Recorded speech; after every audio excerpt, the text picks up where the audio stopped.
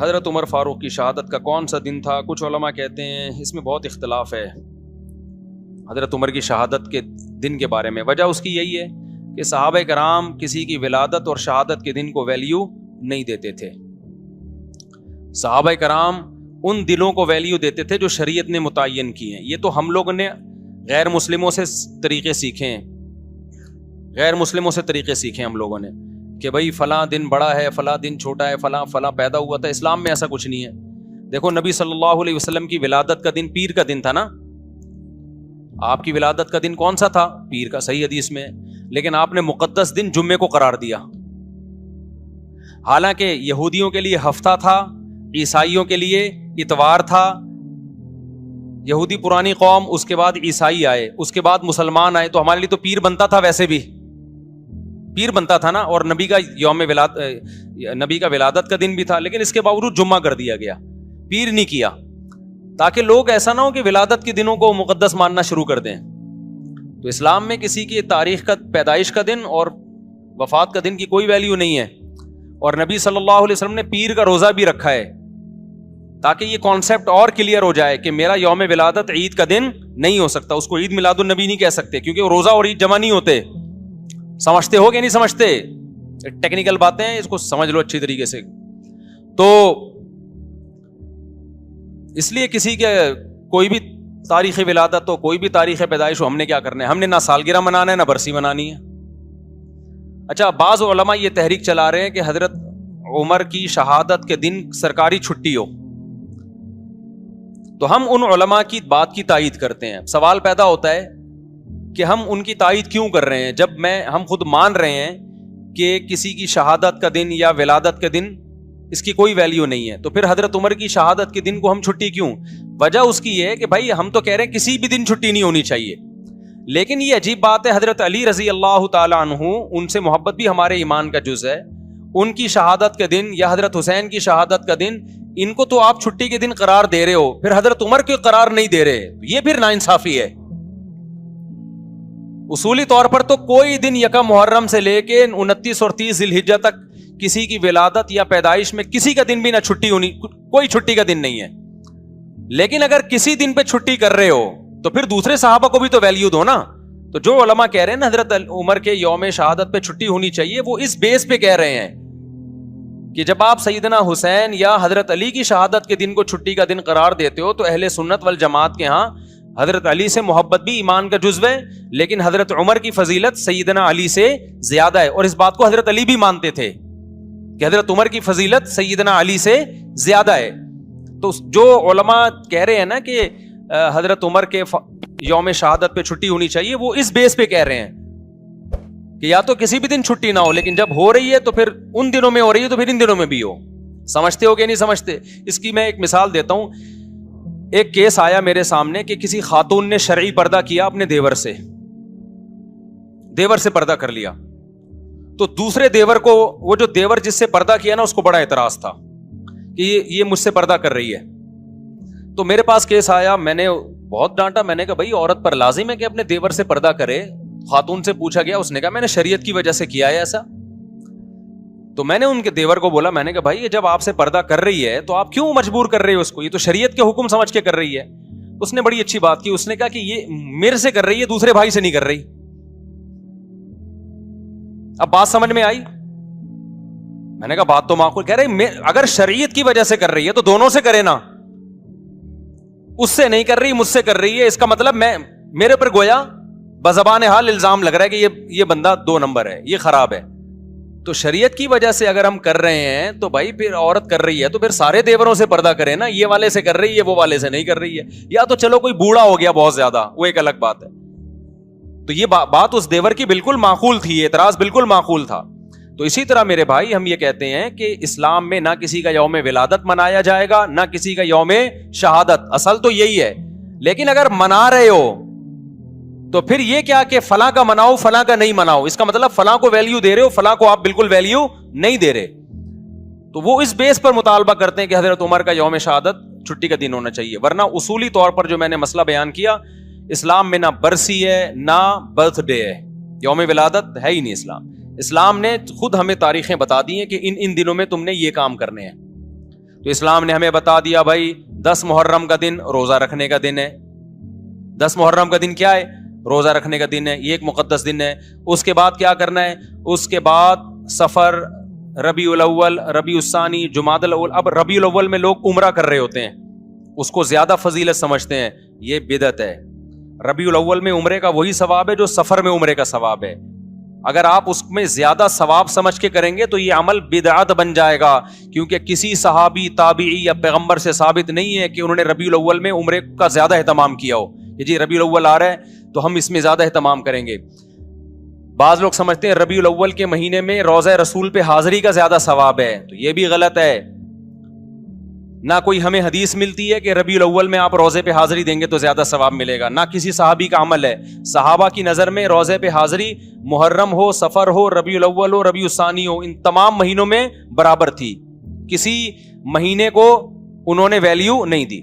عرب لوگ حیران ہوتے ہیں کہ ربیع الاول میں روزہ رسول پر اتنے انڈین پاکستانی آ کے جمع ہو جاتے ہیں، یہ کیوں ہو رہے ہیں؟ وہ سعودی عرب والے اور عرب حیران ہوتے ہیں کہ بھائی یہ پورے سال اتنا رش نہیں ہوتا، ربیع الاول میں روزہ رسول پہ اتنے پاکستانی آتے ہیں. تو ان کو پھر ہم بتاتے ہیں کہ بھائی یہ پاکستانیوں کا عقیدہ ہے کہ ربیع الاول میں روزے پہ حاضری پہ زیادہ ثواب ملے گا. تو حیران ہوتے ہیں کہ یہ کون سی حدیث سے نکالا ان لوگوں نے مسئلہ، سمجھ میں نہیں آ رہی بات، میرا خیال ہے. تو کسی مہینے میں عمرہ کرنا یا نبی کے روزے پہ حاضری دینا زیادہ ثواب ہے یا نہیں، یہ قرآن و سنت سے ثابت ہوگا تو ہم مانیں گے، اپنی طرف سے نہیں کر سکتے. تو رمضان میں آتا ہے ہمیں کہ رمضان میں عمرہ حج کے برابر ہے. یہ بھی مبالغتاً تشبیہ دی جاتی ہے، 100% حج کے برابر نہیں ہو سکتا کیونکہ حج حج ہے، لیکن نبی صلی اللہ علیہ وسلم نے اس کی فضیلت کو بیان کرنے کے لیے کہ گویا حج کے برابر ہے. آگے پھر علماء کی اس پہ بحث ہے، اس حدیث کا کیا مطلب ہے، ابھی میں اس میں نہیں جاتا. بتانے کا مقصد یہ کہ رمضان میں عمرہ یہ بہرحال دوسرے مہینوں سے زیادہ ثواب. تو اگر آپ رمضان میں عمرہ کر رہے ہیں، رمضان میں روزے رسول پہ حاضری کر دے رہے ہیں، اس بیس پہ کہ رمضان میں عبادت کا ثواب بڑھ جاتا ہے، تو پھر روزہ رسول پہ حاضری کا ثواب بھی بڑھے گا اور مسجد نبی میں حاضری کا ثواب بھی بڑھے گا رمضان میں. لیکن ربیع الاول، محرم، سفر یہ ثواب کے لحاظ سے ایک جیسے ہیں. سمجھتے ہو کہ نہیں سمجھتے؟ تو اس لیے جب آپ نے عمرہ کرنا ہو تو اسپیسیفک ربیع الاول کا انتظار نہ کیا کریں.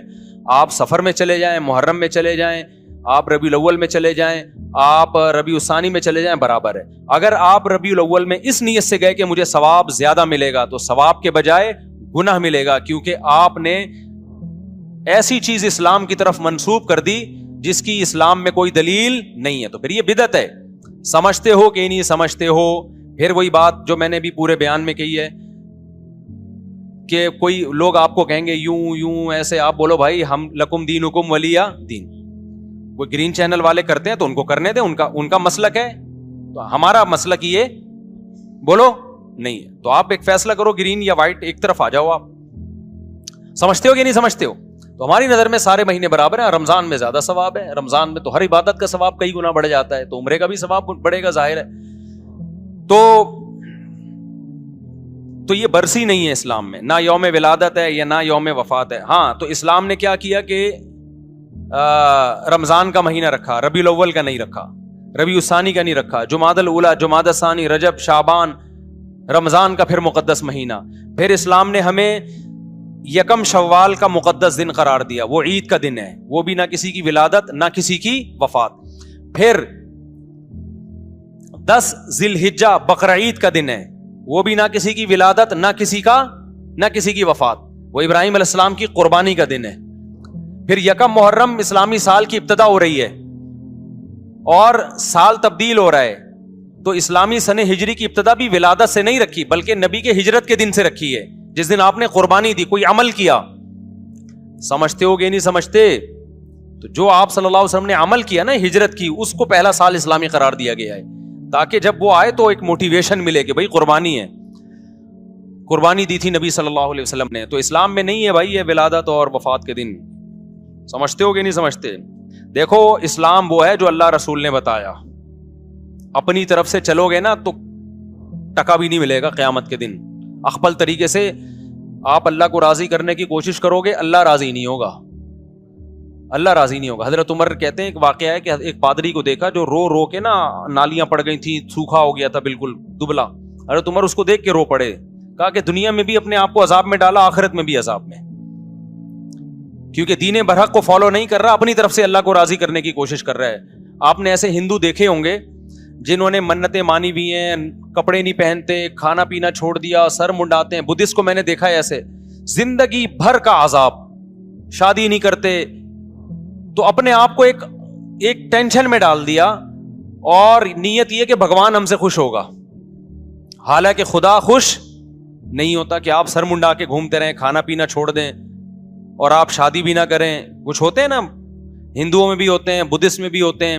ایک یوٹیوب پہ میں نے ویڈیو دیکھی, ایک ہندو کے جو پنڈت تھے انہوں نے کرالنگ کر کے سفر کیا پتہ نہیں کتنے کلومیٹر دور, اور کہا ہم نے منت مانی ہے کہ پیدل نہیں جاؤں گا, کرالنگ کر کے. وہ دہلی میں پتہ نہیں کون سے مندر میں, اتنا لمبا سفر. تو کیا آپ سمجھتے ہو کہ اللہ اس عمل سے خوش ہوگا؟ آپ نے اپنی دنیا کو بھی عذاب میں ڈال دیا, اور آپ نے اپنی آخرت بھی برباد کر دی. چند صحابہ نبی کی خدمت میں آئے حضرت عائشہ کے گھر, تو انہوں نے نبی کا عمل پوچھا کہ نبی صلی اللہ علیہ وسلم کیا عمل کرتے ہیں. حضرت عائشہ نے بتایا کہ آرام بھی کرتے ہیں, تہجد بھی پڑھتے ہیں, کھاتے بھی ہیں, روزہ بھی رکھتے ہیں. انہوں نے کہا وہ تو پیغمبر ہیں بھائی, ان کے تو سارے اگلے پچھلی خطائیں معاف ہیں, ہم پوری رات عبادت کریں گے, سوئیں گے نہیں. اور ایک نے کہا میں گوشت نہیں کھاؤں گا, گوشت کھاتا ہے انسان کے جسم میں طاقت آتی ہے, گوشت میں لذت بھی ہے, میں خدا کی خاطر سبزیوں پہ گزارا کروں گا. اصل لذت گوشت میں ہے سبزیوں میں؟ ابے کیا ہو گیا, بول لو نا. میں بھی تو, اصل لذت تو گوشت میں ہے, پروٹین کس میں ہے؟ چہرے پہ جو چمک پیدا ہوتی ہے سبزیاں کھانے سے نہیں ہوتی, گوشت کھانے سے ہوتی ہے. آپ کی آواز میں جو طاقت, میری آواز میں بھی طاقت نہیں, بول بول کے آدھا ہو گیا ہوں میں, گھنٹے سے بول رہا ہوں, 2 گھنٹے سے. تو ورنہ جو آپ کی آواز میں طاقت پیدا ہوتی ہے وہ ککڑی کھیرے سے ہوتی ہے, یہ گوشت سے ہوتی ہے. اچھا مجھے ایک بات بتاؤ, گوشت خور جانور دھاڑتے ہیں یا سبزی خور جانور دھاڑتے ہیں؟ سبزی کھانے والے بکری دمبا کبھی دھاڑتے ہوئے دیکھا ان کو؟ یوں کر کے بکری بول رہی, کبھی دیکھا آپ نے؟ اور شیر کی دھاڑ چڑیا گھر میں بھی دیکھ لو گے نا, حالانکہ چڑیا گھر میں وہ پورے نیچرل ماحول میں ہوتا نہیں, وہ پراپر طریقے سے دھاڑتا نہیں ہے, لیکن ڈر جاتا ہے آدمی. اگر چڑیا گھر میں پیچھے زو میں کہیں پیچھے شیر کھڑا ہوا آپ یہاں, اور ایک دم دھاڑ کی آواز ہے, بندہ 2 منٹ کے لیے لڑک جاتا ہے. تو یہ جو دھاڑتا ہے, کتا غراتا ہے, کیسی آواز ہوتی ہے نا اس کی, پاورفل. بلی جب جھپٹنے کے لیے تیار ہوتی ہے, غراتی, کیسی خطرناک آواز ہوتی ہے. تو کیا سبزیاں کھا کے ہوتی ہے یہ؟ تمام گوشت خور مخلوق میں اللہ نے ایک دہشت رکھی ہے, ایک وحشت رکھی ہے, آواز میں پاور رکھی ہے, چال میں پاور. چیتے کی چال دیکھیے کیسی ہوتی ہے. تم لوگ کو نہیں غیرت آئے گی, تم لوگ کو نہیں غیرت آئے گی یار, تم لوگ کو نہیں بات سمجھ میں آئے گی. چیتے کی چال دیکھی ہے, اسٹائل دیکھو چیتے کا یار. چیتا ایک ویژن بناتا ہے, بیٹھا ہوتا ہے, 20 ہرن اس کے سامنے سے گزرتے ہیں, وہ ہر ایک سے دل نہیں لگاتا. پہلے وہ ایسے نہیں چھچوروں کی طرح بھاگنا شروع کر دے کبھی اس ہرن کے پیچھے, وہ نہیں آیا تو چلو یہ والا ہرن, یہ نہیں آیا یہ تو گلی ڈنڈا کھیل رہا ہے ایک طرح سے. ایسا نہیں کرتا چیتا, کیونکہ گوشت خور ہے نا, تو ہر کام خاندانی طریقے سے ہوگا. چیتے پہ ایک پوری ڈاکومنٹری آپ دیکھیں, گوروں نے بنائی ہے. چیتا کیا کرتا ہے, پہلے تمیز سے بیٹھے گا, 20-30 ہرن قریب سے گزر رہے ہیں, چھچوروں کی طرح ہر ایک کے پیچھے نہیں بھاگے گا کہ پکڑن پکڑائی شروع ہو جائے, کبھی وہ کبھی وہ. پہلے بیٹھ کے نا کافی دیر تک ایک ویژن بناتا ہے, دیکھتا ہے یار کون سا والا میرے لیے سوٹیبل رہے گا, کس میں مال زیادہ ہے اور ریٹس کم ہیں اس کے. ریٹ کا مطلب محنت کم ہے, تو پہلے وہ اس کی سلیکشن کرے گا. پھر اپنا ڈسٹینس ناپتا ہے, کیونکہ اس نے چند سیکنڈ اتنی اسپیڈ سے بھاگتا ہے, چند سیکنڈ ہوتے ہیں کہ اگر وہ مزید اس اسپیڈ سے چند سیکنڈ مزید بھاگے تو ہارٹ اٹیک سے مر جائے وہ, کیونکہ اس کی اسپیڈ چند سیکنڈ کے لیے بہت تیز ہوتی ہے. اس میں اگر اس کا ہدف اس کے ہاتھ سے نکل جائے تو چیتا اتنی انرجی یوٹیلائز کر چکا ہوتا ہے کہ دوبارہ پھر چیتے کے بچنے کے امکان نہیں ہوتے. لہذا اس کے پاس ٹائم کم اور مقابلہ سخت ہوتا ہے, اس لیے وہ پلاننگ کرتا ہے, بیٹھتا ہے ایسے کر کے نا. تو پھر اس کا دل ایک ہرنی پہ آتا ہے, کہتا ہے یار یہ میرے لیے اس میں مال بھی اچھا ہے, اس کی اسپیڈ بھی مجھے کم لگ رہی ہے, ٹھیک ہے نا, اس کی اسپیڈ بھی کیا لگ رہی ہے تھوڑی, وہ والا تو بہت اسپیڈ سے نکل لے گا, وہ مجھے ڈاش دے جائے گا. کافی دیر غور و فکر کر کے, آپ یوٹیوب پہ سرچ کریں, پوری گوروں کی اس پہ تحقیق ہے, کافی 1-2 گھنٹے بعض دفعہ پلاننگ میں لگا دیتا ہے وہ. اس کے بعد جب وہ ہدف بناتا ہے کہ یہ ہے جس کو میں نے شکار کرنا ہے, پھر جب آہستہ آہستہ پہلے چلتا ہے اس کی طرف, دائیں بائیں ہرن آئے ان کو دیکھتا نہیں ہے, کیونکہ وہ اس کو چھچھورا کام سمجھتا ہے کہ جب دل کسی ایک کو دیا ہے تو دائیں بائیں نظر نہیں اٹھانی. آج لڑکوں کو دیکھو, محبت کے دعوے کسی اور سے ہو رہے ہیں, نمبر کسی اور کا ہے, بیلنس کسی اور کے موبائل میں ڈلوا رہا ہے, شادی کے وعدے کسی اور سے کر رہا ہے. یہ چھچھور پنا ہے کہ نہیں ہے؟ تو یہ وہ لوگ ہیں جو گوشت نہیں کھاتے. تو چیتا کیا کرتا ہے, جب پوری فل پلاننگ کے بعد پھر وہ دوڑتا ہے اس کی طرف. پھر اس کی چال دیکھو یار, کیا خوبصورت چال ہوتی. پہلے آرام سے جاتا ہے, دائیں بائیں ہرن گزر رہے ہیں ان کو لفٹ ہی نہیں کراتا, کہتے نہیں بھائی ہم نے بڑی پلاننگ کر کے اس کو ہدف بنایا. پھر پلاننگ کرتا ہے کتنی دیر آہستہ چلنا ہے, کتنی دیر درمیانی اسپیڈ سے, اور کتنی دیر اتنی اسپیڈ سے کہ وہ لاسٹ ہے بس, اس کے بعد اگر نشانہ خطا ہو گیا تو میں مر جاؤں گا. یہ پوری پلاننگ کر کے پھر جو بھاگتا ہے اور وہ کلا بازی اس کے اوپر جمپ لگا کے اس کو جو گردن سے پکڑ کے عید ملتا ہے, پھر اس سے 3-4 کلا بازیاں کھاتا ہے, پھر خود بھی کھاتا ہے اور جنگل کے سارے جانور اس کا بچا ہوا کھاتے ہیں. یہ کام گوشت خوروں کا ہے, سبزی خوروں میں یہ صلاحیت نہیں ہوتی. اس لیے اسلام نے ہمیں بقرعید پہ بھی گوشت کھلایا, اور عقیقے میں بھی گوشت کھلایا, ولیمے میں بھی گوشت کھلایا. دم جو ہم بقرعید میں دیتے ہیں اس میں بھی کیا ہے, گوشت ہے. تو بہانے سے اسلام ہمیں گوشت کھلاتا ہے تاکہ ہمارے اندر اوصاف گوشت خوروں جیسے ہوں. لیکن چونکہ ہم انسان بھی ہیں اس لیے اللہ نے بتایا کہ یہ درندگی تمہاری ظالموں کے خلاف ہونی چاہیے, مظلوموں کے خلاف نہیں ہونی چاہیے. لہذا جو خود ظالم ہے اسے گوشت کھانے کا حق نہیں ہے. یہ دہشت تم نے ملک دشمنوں کے خلاف نکالنی ہے, ظالموں کے خلاف نکالنی ہے. اب چونکہ ہم ظالم کے خلاف نہیں لڑتے, صحیح جگہ لڑ نہیں رہے ہیں جہاں لڑنا چاہیے, ملک کے دفاع میں نہیں لڑ رہے, تو پھر بیوی سے لڑ رہے ہیں, بچوں سے لڑ رہے ہیں. باپ گھر میں آتا ہے ایسے جیسے چنگیز خان نے بغداد پہ حملہ کر دیا ہے, بچے کانپنا شروع کر دیتے ہیں. تو ایسے ابا کو چاہیے گوشت کھانا چھوڑ دے, کیونکہ گوشت کھانے سے قوت غضبیہ بڑھتی ہے. سمجھتا ہے کہ نہیں سمجھتا؟ اور یہ بھی خوب اچھی طرح سمجھ لو کہ زیادہ شادیاں جو کرتا ہے اس کو بھی گوشت کھانا پڑتا ہے. سبزی پہ آپ 4 بیویاں نہیں رکھ سکتے, صحیح بتا رہا ہوں میں. یہ حدیث سے بھی ثابت ہے. ایک صحابی نے کہا کہ میں نکاح نہیں کروں گا.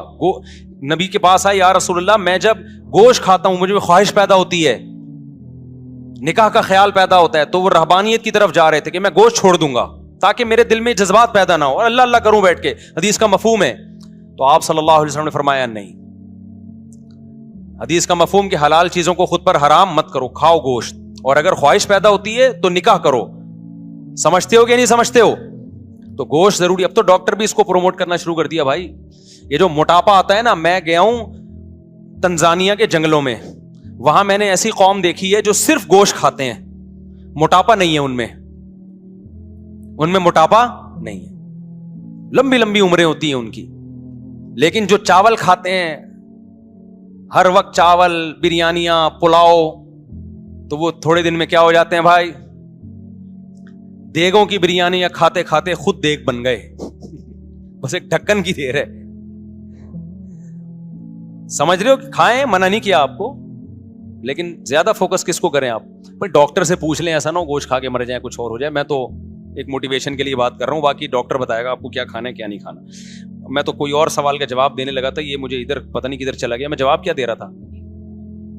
ہاں, تو میں یہ عرض کر رہا تھا کہ دیکھو اپنی مرضی سے شریعت پہ چلو گے نا تو کتنی ہی قربانی دے دو, اللہ کے ہاں وہ قربانی قبول نہیں ہے. تو صحابی آئے نبی کے گھر میں, دیکھا بھائی آپ تو آرام بھی کرتے ہیں اور نماز بھی پڑھتے ہیں, کھاتے بھی ہیں, روزے بھی رکھتے ہیں. انہوں نے کہا نہیں ہم تو, ایک صحابی نے کہا میں ہمیشہ روزے رکھوں گا, ایک صحابی نے کہا بس ساری رات تہجد پڑھوں گا, ایک نے کہا میں گوشت نہیں کھاؤں گا. تو آپ صلی اللہ علیہ وسلم کو جب اطلاع ملی تو آپ خوش نہیں ہوئے. ہوتا تو یہ نا کہ آپ فرماتے ہیں ماشاء اللہ بھائی اتنی قربانی والے لوگ پیدا ہو گئے, اللہ کے لیے گوشت کھانا چھوڑ دیں گے, یہ اللہ کے لیے رات کو سونا چھوڑ دیں گے, سبحان اللہ. نا, آپ نے فرمایا کہ میں تو روزے بھی رکھتا ہوں اور ناغے بھی کرتا ہوں, میں تو گوشت بھی کھاتا ہوں, میں تو نکاح, ایک صحابی نے کہا میں نکاح نہیں کروں گا زندگی بھر تاکہ اکیلا زندگی گزاروں اور اللہ اللہ کروں بیٹھ کے. یہی مطلب تھا نا, جب بیوی ہوگی بچے ہوں گے تو ٹینشنیں بھی آئیں گی نا. انہوں نے کہا نہیں میں بیوی بچوں سے دور رہوں گا, اپنی خواہش ہی نہیں پوری کروں گا, اپنی خواہش کو میں کچل دوں گا. دیکھنے میں تو بڑا جذبہ ہے بھائی, کیا خیال ہے؟ کہ آپ کے اندر ایک خواہش پیدا ہو رہی ہے آپ کو میں نے پوری نہیں کرنی ہے وہ, لیکن اس جذبے کو پیغمبر صلی اللہ علیہ وسلم نے پسند نہیں کیا. نارمل زندگی گزارو. آپ نے فرمایا میں تو نکاح بھی کرتا ہوں, اور میں تو روزے بھی رکھتا ہوں, ناغے بھی کرتا ہوں, اور میں تو رات کو آرام بھی کرتا ہوں, نیند بھی کرتا ہوں, اور نماز بھی پڑھتا ہوں. آپ نے فرمایا جو میرے طریقے سے ہٹ کے اللہ کو راضی کرنے کی کوشش کرے گا وہ مجھ میں سے نہیں, میرا امتی نہیں ہے, اور ظاہر ہے پھر اس کی بخشش قیامت میں نہیں ہوگی. اخپل طریقے سے اگر آپ قربانیاں دینا شروع کر دو گے, اس قربانی کی اللہ کے ہاں کوئی قدر نہیں. دیکھو ایک آخری مثال دے کے بات ختم کرتا ہوں. ہم رمضان میں روزہ رکھتے ہیں غروب آفتاب تک, غروب آفتاب کے بعد افطار میں جلدی کرتے ہیں. اگر کوئی فنٹر گیری شروع کر دے کہ میں نے جناب 15 گھنٹے کا روزہ رکھ لیا, سب نے رکھا, میں اللہ کی خاطر 1 گھنٹا اور بھوک برداشت کروں گا, تو ثواب ملے گا گناہ ملے گا؟ گناہ. بھائی جب تک اللہ نے کہا تھا بھوک ہے, اب اللہ نے پابندی ہٹا دی, تو اب اگر تو پانی نہیں پی رہا تو اس سے اللہ خوش نہیں ہوگا. اب یہ تیری اپنی بنائی ہوئی ہے. تو خوب سمجھ لو, بدعات جب ہم کرتے ہیں ہم اپنی طرف سے پیغمبر کو خوش کرنے کی کوشش کر رہے ہوتے ہیں, ہم اپنی طرف سے اللہ کو خوش کرنے کی کوشش کر رہے ہوتے ہیں, لیکن اللہ کہتا ہے کہ یہ تمہارا اپنا گڑا ہوا طریقہ ہے, یہ میں نے نہیں بتایا, لہذا اس سے میں خوش نہیں ہوں گا. پبلک میں واہ واہ ہو جائے گی مگر میں اس سے خوش نہیں ہوں گا. تو اس لیے ہم نے صرف وہ کرنا ہے جو اللہ رسول نے بتایا ہے. بدعت کے قریب نہیں جانا ہم نے, نہ ربیع الاول میں جانا ہے نہ ہم نے محرم میں جانا ہے. سمجھتا ہے کہ نہیں سمجھتا ہے؟ کیوں جائز ہے کاروبار, جائز ہے. میں نے کہا کہ کاروبار کرو, مالی لین دین کرو, دعوتیں کرو, مسلک کی میں پوزیشن واضح ہونی چاہیے. بھائی ہمارا ہم سنی ہے, مسلک کو مرج نہیں کرنا ہم نے. سبیلیں جو چل رہی ہیں چھوڑ دیں, وہاں آپ نہ کھانا کھائیں, نہ کسی کو منع کریں نہ خود جائیں. جو کر رہے ہیں ان کو کرنے دیں, ان کا مسلک ہے. بھائی بہت سارے فرقے ہیں, تو وہ بھی آپ بولیں بھائی ہم چونکہ سنی ہیں, ہم اہل سنت والجماعت ہیں. نبی نے فرمایا تھا 73 فرقے ہوں گے, ایک جنتی. تو ہمارا خیال یہ کہ جو اہل سنت والجماعت ہیں وہ جنتی فرقہ ہے. یہ جو کہتے ہیں نا ہمارا کوئی فرقہ نہیں ہے, تو میں پورا بیان اس پہ کر چکا ہوں, یہ ٹوپی ڈرامہ ہے. یہ جس نے دین پہ نہیں چلنا ہوتا وہ اس طرح کی باتیں کر رہا ہوتا ہے. تو بھائی ہم اہل سنت والجماعت ہیں, ہم حدیث کو بھی فالو کرتے ہیں اور صحابہ کو بھی فالو کرتے ہیں. تو صحابہ نے نہ یہ سبیلیں لگائی ہیں نہ اس طرح کوئی یہ کام کیا, تو ہم نہیں کریں گے. جو کر رہا ہے اس کو کرنے دیں. سمجھتے ہیں؟ کھانے پینے کی جو محرم میں چیزیں آتی ہیں بدعت ہیں بھائی, واپس کر دیں محبت سے. نہیں پھینکے نہیں, کسی غریب کو کھلا دیں, رزق کو ضائع نہ کریں.